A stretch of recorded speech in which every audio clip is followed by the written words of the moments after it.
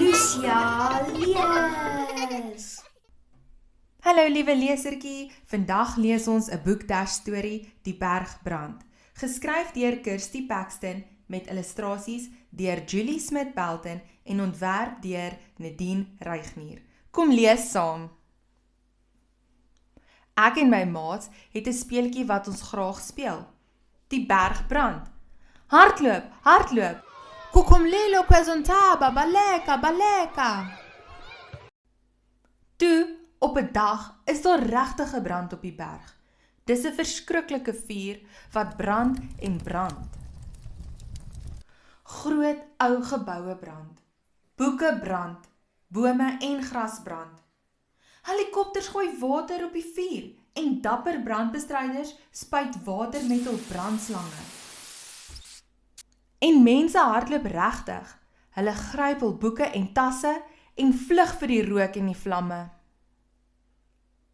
Na 3 lang dae is die laaste vlamme geblus. Die brandbestryders kan uiteindelik rus.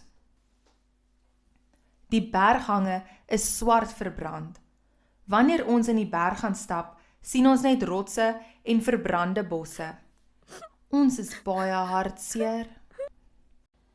Toe skielik op 'n dag, beer klein stukkies rooi deur die swart. Kyk, kyk, wat is dit? Die klein stukkies rooi groei en groei, tot hulle in pragtige vuurlelies verander, wat lang en elegant is, met hul blomme wat soos rooi klokke hang. Toe verskyn die groot rooi blomme, wat soos vulkane deur die groen skiet.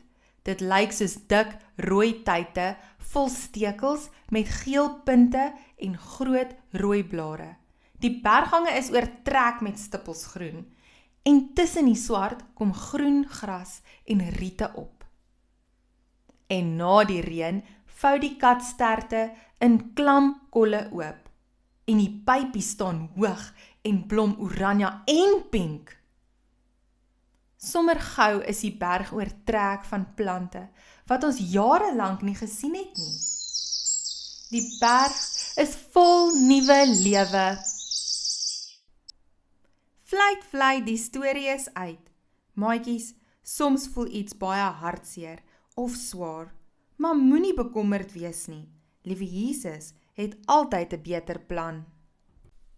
As jy van die storie gehou het, druk die duimpie, deel hom met jou maats en volg ons vir nog lekker stories.